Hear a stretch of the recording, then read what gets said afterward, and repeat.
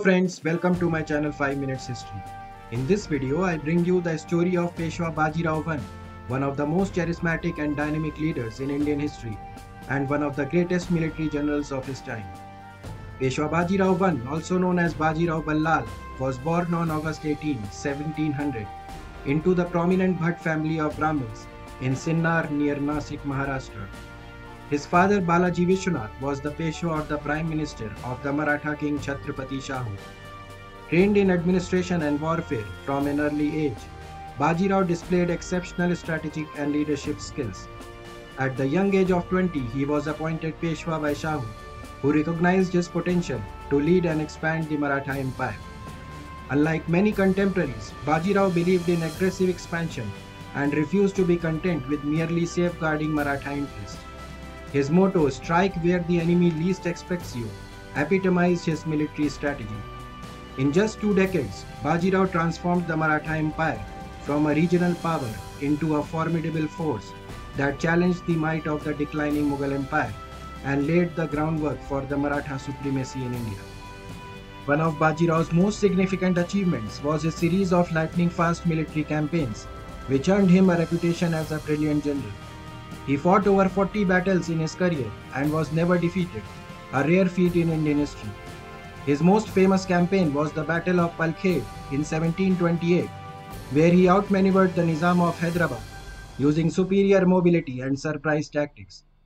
The Mughal viceroy of the Deccan, Asaf Jah I, Nizam of Hyderabad, had created a de facto autonomous kingdom in the region. Taking advantage of the Maratha family's internal disputes, he challenged the Maratha right to collect taxes in the Deccan, on the pretext that he did not know whether Shahu or his cousin, Shambhaji II of Kolhapur, was the rightful heir to the Maratha throne. When the Nizam invaded Pune and installed Shambhaji II as the king, Bajirao launched a swift guerrilla-style counter-campaign. In October 1727, as soon as the rainy season ended, Bajirao burst into the territories of Nizam. The lightly equipped Marathas moved with great rapidity, avoiding the main towns and fortresses, living off the country, burning and plundering, dashing east, north, west with sudden changes in direction.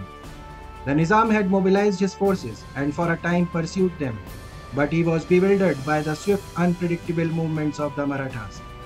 After devastating several territories, Bajirao forced the Nizam into a trap at Palkhed in February 1728, where the Nizam's forces, though numerically superior and well equipped with artillery, were surrounded, and his lines of supply and communications were cut off. The Nizam was ultimately forced to sign the Treaty of Mungi-Shevgaon, recognizing Shahu as the rightful Maratha king and the Maratha right to collect taxes in the Deccan. The battle is hailed as a masterpiece of military strategy. After the treaty with Nizam, Bajirao I turned his attention to central India. Maharaja Chhatrasal of Bundelkhand had rebelled and declared himself independent from the Mughal Empire. In 1728, when Mughal forces led by Muhammad Khan Bangash attacked Bundelkhand, Chhatrasal sought Bajirao's help. The letter quoted a sequence of Gajendra Moksha from Bhagavad Puran, in which elephant's leg was caught by a crocodile and elephant pleaded to Lord Vishnu for help. Responding swiftly, Bajirao led the Maratha armies into Bundelkhand and decimated the Mughal armies.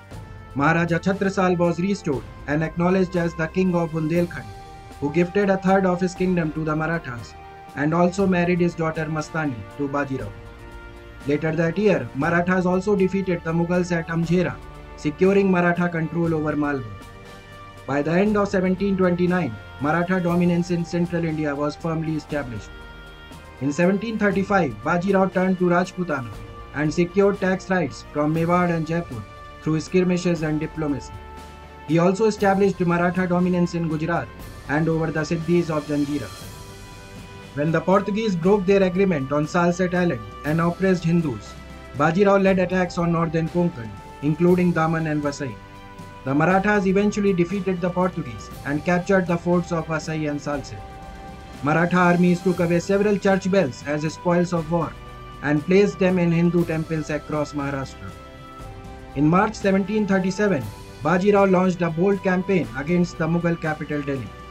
His goal was to assert Maratha dominance and challenge the Mughal authority.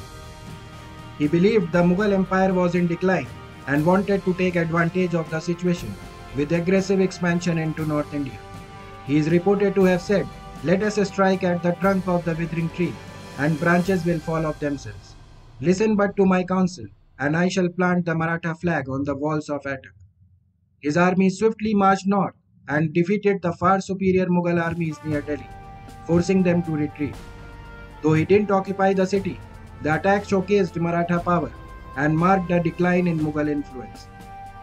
Peshwa Bajirao I was not only a brilliant warrior but also a visionary nation builder. He aimed to establish Hindu political supremacy and expand the Maratha Empire across India, pushing its influence as far as Attock in the north and Cuttack in the east. Apart from his military genius, Bajirao was a skilled administrator and diplomat. He knew how to forge alliances and keep Maratha chieftains united in a time when the internal rivalry was common. His administration encouraged trade, maintained law and order, and promoted cultural development, which contributed to the overall prosperity of the empire. Bajirao I died on April 28, 1740 at the young age of 39, while on a military campaign in Khargone, Madhya Pradesh. His death was a significant loss to the Maratha Empire. However, his legacy lived on through his son Balaji Bajirao and through the vast empire he helped build. Revered as one of India's greatest military minds, Bajirao's story continues to inspire generations and holds a special place in the annals of Indian history.